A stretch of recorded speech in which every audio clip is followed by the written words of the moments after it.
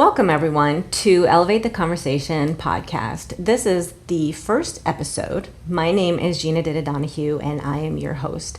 I'm also the founder of Elevate Functional Medicine, located in Suwanee, Georgia. I am a functional nurse practitioner, so I'm actually a family nurse practitioner, and I practiced family medicine for a period of time. I also worked in GI and in the hospital and transplant, so I have a very varied background. I've been in healthcare for over 25 years. And I knew that we needed to have a better way to take care of patients. And so after I completed my nurse practitioner degree and started working as a nurse practitioner, I always knew I wanted to do whole body healing. I'm also a yoga instructor, and that's another big part of how I look at people is looking at the whole person. So functional medicine just fit right in with my personal approach to care. So I went to the American Academy of Anti-Aging Medicine and got certified as a functional medicine provider. And with me today is Dr. Rebecca Sarlea with Refresh Chiropractic. And I would like to have her introduce herself to you for a few minutes, and then we will jump into our conversation today. We're actually going to talk about functional medicine, chiropractic care, how they work together, and how they complement each other. And then we're going to talk about adrenal fatigue. So, Dr. Rebecca, please let us know about yourself. Hello, good morning. My name is Dr. Rebecca Sarlea. I am a chiropractor, and I own my own business, Refresh Chiropractic. I went to school here locally in the Atlanta area in Marietta, Georgia at Life University. I've been practicing for a little over 3 years now. I didn't really know anything about chiropractic before I kind of fell into it. It found me actually through a car accident, and it saved my life. So it was the one thing that helped me through my ailments, and I actually became a chiropractor because of that. That's awesome. I really enjoy chiropractic. I see a lot of different type of people. I see a lot of kids. I see a lot of pregnant moms, a lot of adults, just different varying ages. So I really enjoy my work. I'm a solo practitioner right now. I enjoy working one-on-one with patients, and I like to spend a lot of time with them to really kind of focus on them and what they need. I'm a new mom, so I have a new infant. I've been married for 9 years to my husband, Gabe. We live here in the Gwinnett County area, and that's a little bit about me. Excellent. And yes, your daughter is beautiful. Thank you. Thanks for introducing yourself, Rebecca. And I'm so happy to have people get to know you as a provider, because I respect you so much and I love working with you.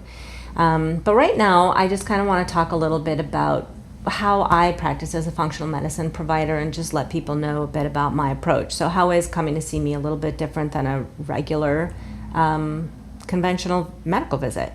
So when people come to see me, I realized over time that I actually do have a process. I always talk about how what I do is really personalized medicine, and it's been really hard for me to jump on the bandwagon that so many other places have, where they have very specific, a gut program or a hormone program or a, thyroid program. And it's just really hard for me to do that because I really focus on looking at the whole person. But after seeing patients for a period of time, I've realized that I really do have a process, and I approach people the same way, which is always evaluate, educate, treat, and support. And so my evaluation process is really quite thorough. I spend 2 hours with people initially, and we do a very thorough history. So I really even ask questions about childhood, environment, lifestyle, diet, stressors, obviously what medications and supplements you're taking, and what your past medical history is. And then we go into a physical exam, of course. And then as I listen to people talk, they really start to tell me the story of their life. And I'm able to start making connections of, well, they're saying that this is what's going on, but I know that usually this is where you go when you started here. And so I kind of start trying to connect the dots, and I'm sure you do that too. Yes. And so then we'll come up with targeted lab evaluations that we think are necessary. And I do some labs that are billed through insurance. I use LabCorp quite a bit. And then I use some specialty labs where I just honestly conventional labs just don't test certain things. So I'll do saliva testing, I do targeted food sensitivity testing, I do stools testing. And then when people come back, we take a look at all of their tests, and then we're really able to personalize their care. I also love doing genetic testing and coming up with a blueprint of how your genetics affect your diet and your lifestyle, something called nutrigenomics. So there are certain ways that you should eat based on your genes.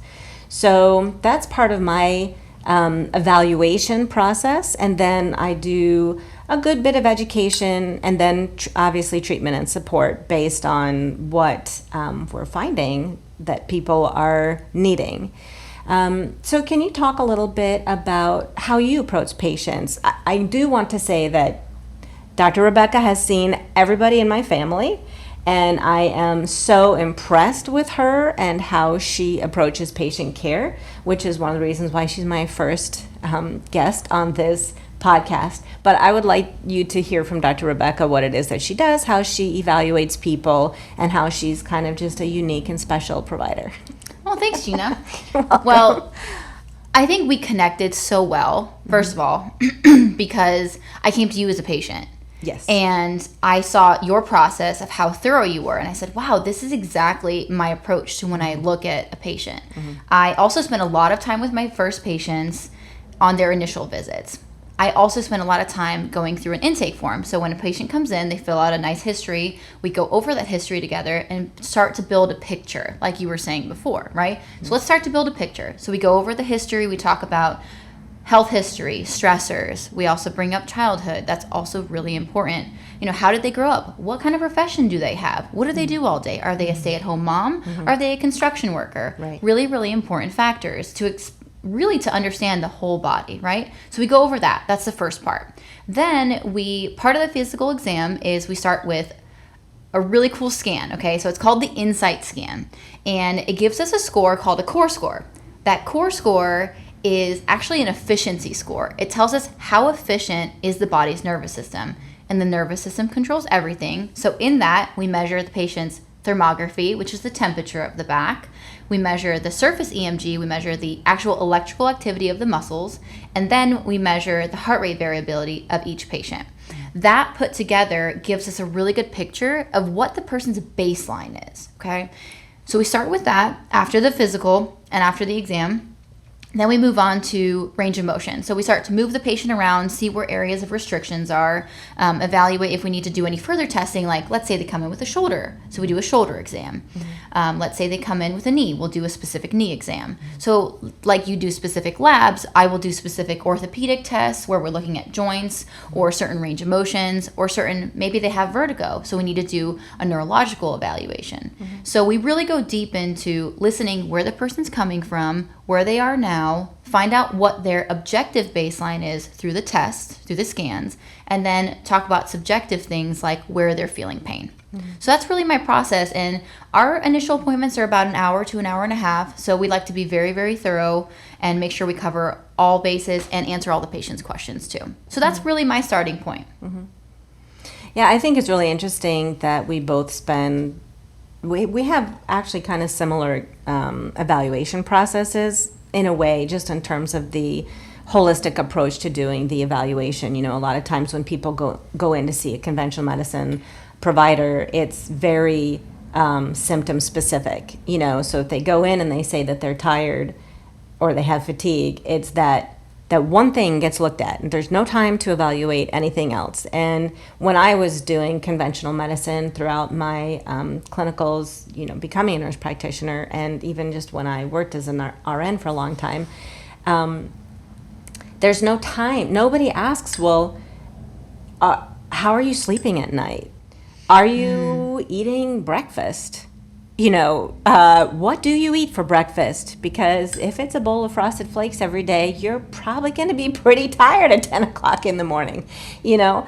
So it's just, I appreciate your thoroughness with how you evaluate patients, and I appreciate that we both are really trying to dig in to paint a picture of who we know that there's these symptoms that exist, but those symptoms are a part of a human being. And so what's happening, what is going on in the life of that human being that has led to those symptoms? I agree. And I think we both look at it that way.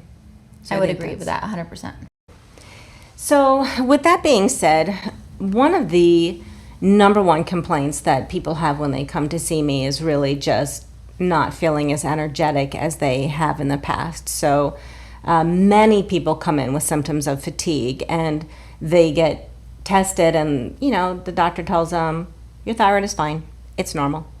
It's just, I've literally had multiple patients come in and tell me that they've been told by their primary care provider that's just a normal part of aging. And then the person is like in their early 50s. I'm 52. I don't think that it's normal for me to be tired. I run a business. I have still a lot of things going on in my life. I don't want somebody to tell me it's normal to be tired at my age. Anyway, so adrenal, so a lot of patients are pretty functional medicine literate who come to see providers like us. And so I have a lot of people who come in and say, I think I have adrenal fatigue. So just to correct that, we now refer to that more as HPA Axis dysfunction, because your adrenal glands are still functioning. We don't really want to say that they're fatigued.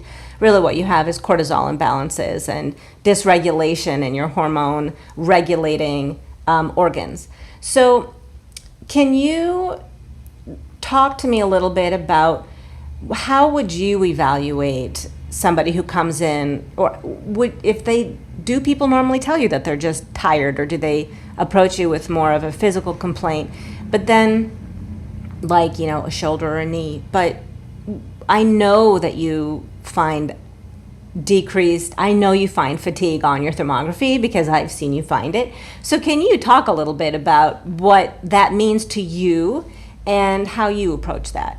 Yeah, absolutely. So I do a lot of talking to my patients right at the beginning about their life, right? And a lot of people say, well, doc, I'm just tired all the time. And at 52, you shouldn't be tired, right? Yeah, yes, please. Just because, you should be tired when you're 90, right? Okay, You could be tired when you're 90, but probably not even then. So when people come to me and they say, I'm really tired, I say, well, how's your sleep, right? So that's the first place that we start. Right. When we talk about that intake form, right, we're going over that patient's life. What are they doing all day? Are you sleeping well? Are you tired? And then in our scans is where we actually start to find those golden nuggets, okay? Mm-hmm. So that thermography, like you were saying before, based on where we find inflammation, mm-hmm. if we find inflammation in certain areas of the spine, okay, so we know that the brain sends signals down the spinal cord and back up, and each of those areas is controlled by an organ system, right? So those nerves go to an organ system. If we find inflammation in the area of the vertebral level of T8, T9, and T10, okay, that's located right through here, mm-hmm. kind of where your adrenal gland is located. When we find inflammation in that area on the scans, then I start asking questions. Hey, you know what? Are you tired? Mm-hmm. Yeah, I'm so tired. Do you feel like you wake up in the morning, you got like so much energy, and then you crash? Yeah, oh my gosh, it's like you're telling me my life story. I said, mm-hmm. Yeah, based on the fact that we find inflammation in these areas, mm-hmm. which match symptoms in those areas, I'm going to go with we're probably having some fatigue in that adrenal gland, right? That adrenal gland is being affected. So that's how I can evaluate based on symptoms, based on talking to the person, how they feel, and finding inflammation in those areas. We can make connections. Does that answer your question? Yeah. So when I see people with adrenal fatigue, or people who come in and tell me that they think they have adrenal fatigue, one of the things that I do is a 4 times a day cortisol testing. So, and that's, a lot of people will come in and say, well, I've had my cortisol tested before by my doctor, and they always tell me that it's normal. And so it's true. I mean, that's I think why we're kind of moving away from the term adrenal fatigue, because you can actually have adrenal dysfunction and your adrenal glands are actually really not producing enough cortisol. But cortisol is your upright hormone. That's what I always tell people. I explain it as your upright hormone. If you don't have enough cortisol, you're not upright.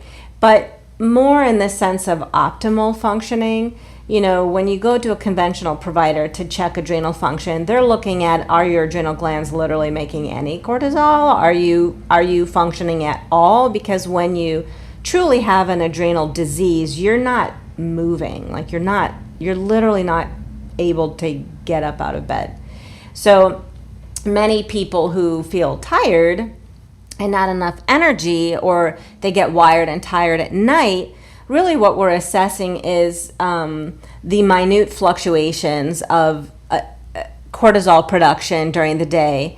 And that is actually most accurately tested in a saliva test rather than a blood test. So that would be my approach to evaluating HPA Axis dysfunction, as we're supposed to call it now. And so a lot of what I do is really looking at stressors and looking at bedtimes, quality of sleep, kind of what your sleep-wake schedule normally is. And I try to help people develop a lifestyle pattern that's going to slowly start to change their restoration period. So what I really like that you do is you're able to evaluate sympathetic versus parasympathetic feedback and function. And one thing that I know is very hard for people to hear and to internalize is when you get to that point of really being exhausted all the time, wired and tired, having abnormal cortisol levels, first really high, then plummeting really low, that is a nervous system response, and there is no pill that I can give you that's going to make that better. Like, that is real, serious lifestyle modification and learning and accepting, doing some restorative practices to reset the nervous system. So many of us, our fight or flight or our stress response has been turned on or upregulated for so long. And the only way truly to get that better regulated is by actually starting to do some of your own calming of the nervous system, finding different ways to address stressful challenges that happen internally. So a big part of what I tell people is, I'm not going to make you better, you're going to make you better. And I'm just going to help give you the information that you need, help you with support, and so that you can actually start to take control of your life. So talk to me a little bit about kind of what do you tell people about adrenal function, and what are some of the steps that you encourage people to take in order to address their fatigue? Yeah, so another part of the exam, like you were talking about parasympathetic and sympathetic nervous system, is first we look at thermography. We can actually look at HRV, which is called heart rate variability, and that's what helps the exam and me understand, well, how dominant is someone in their sympathetic? How dominant is someone in their parasympathetic? And heart rate is controlled by the two nervous systems.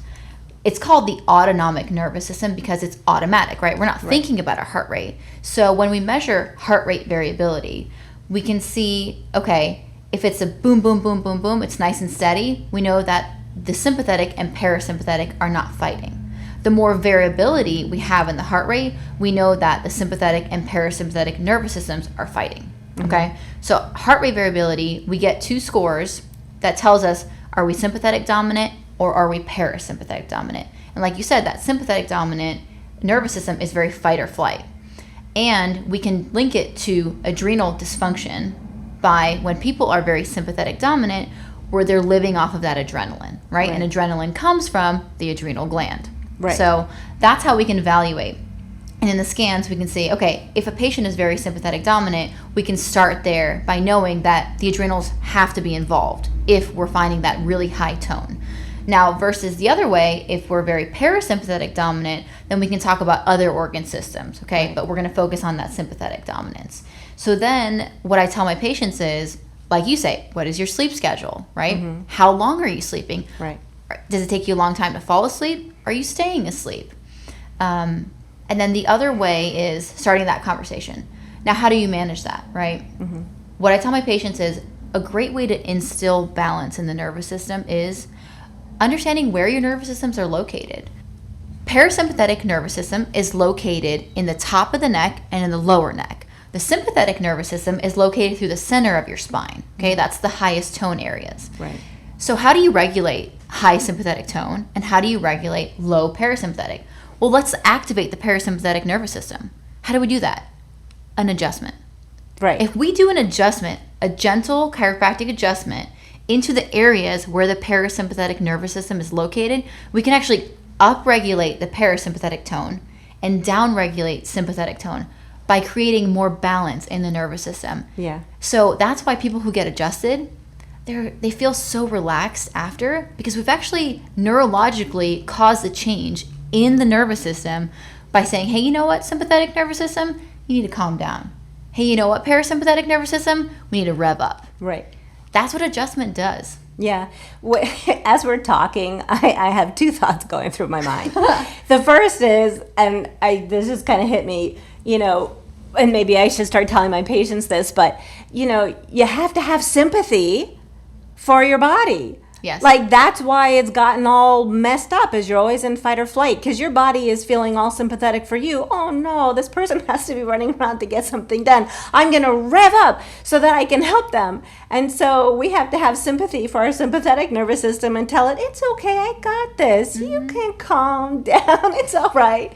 And now the other thing that I'm realizing is I really do need an adjustment, because you know where my pain is? Literally over my adrenal gland.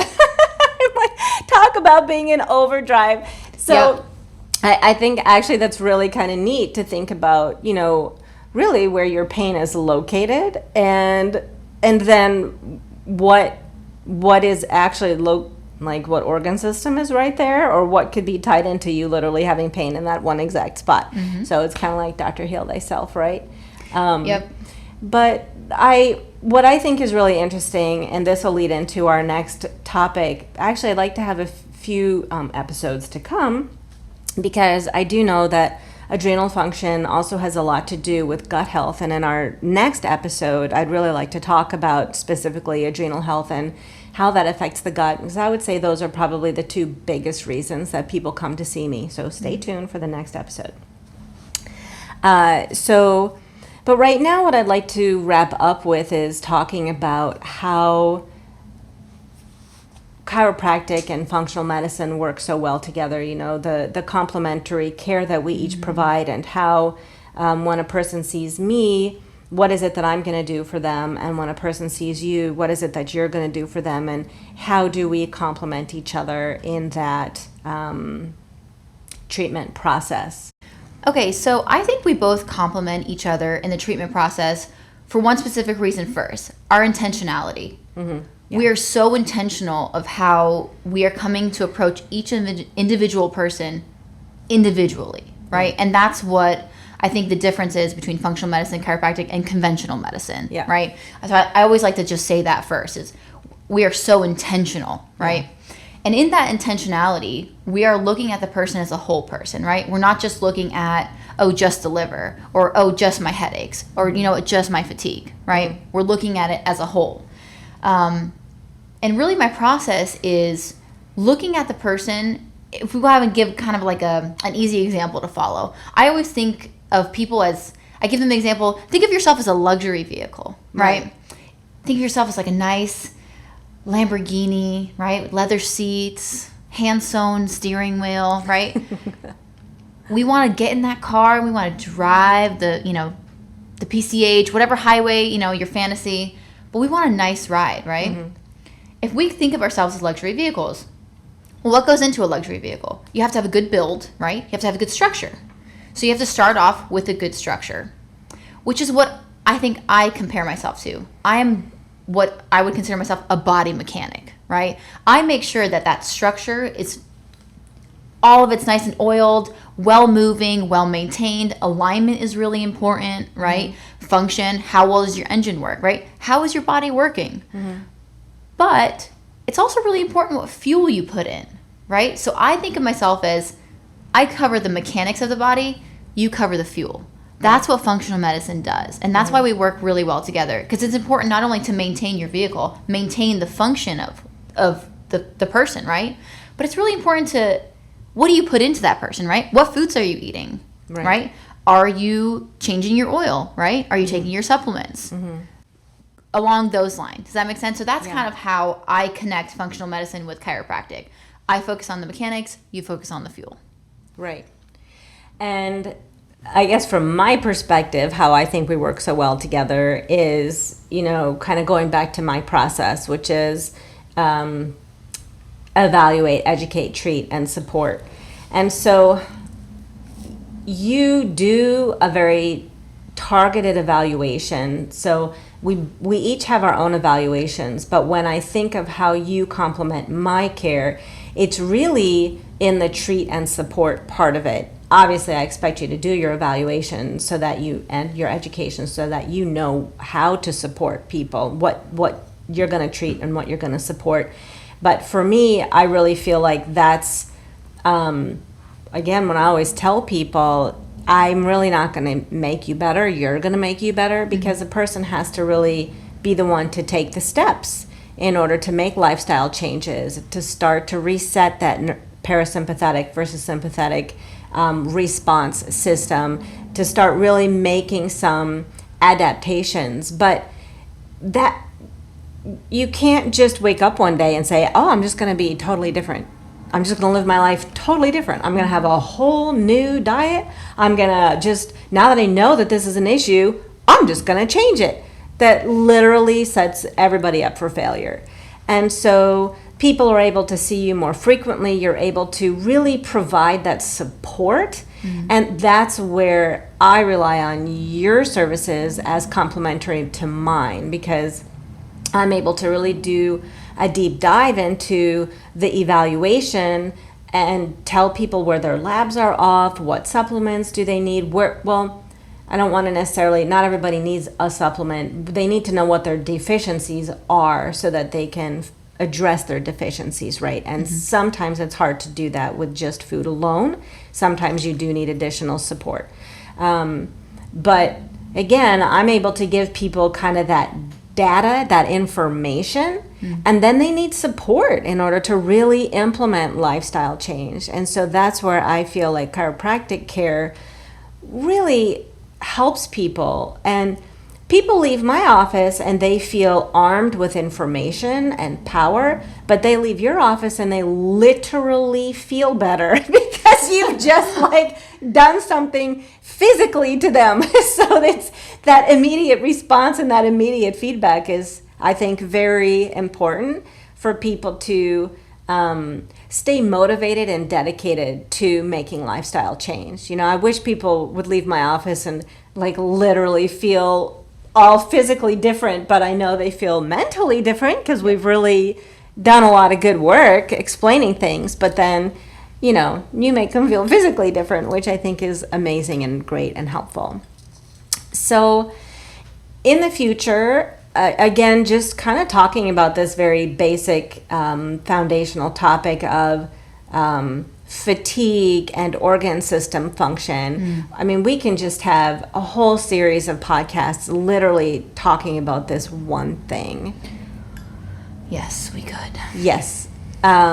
So in episodes to come, we'll definitely revisit this conversation. And I think the next episode or two, we should really address gut function and adrenals and how those two things are tied together. I agree. So, okay, everybody. Well, thanks for hanging in with us during this first episode of Elevate the Conversation podcast. I know we feel a huge sense of relief that we've managed to complete recording this, and we hope that you have enjoyed listening. And please stay tuned for more to come. Thanks.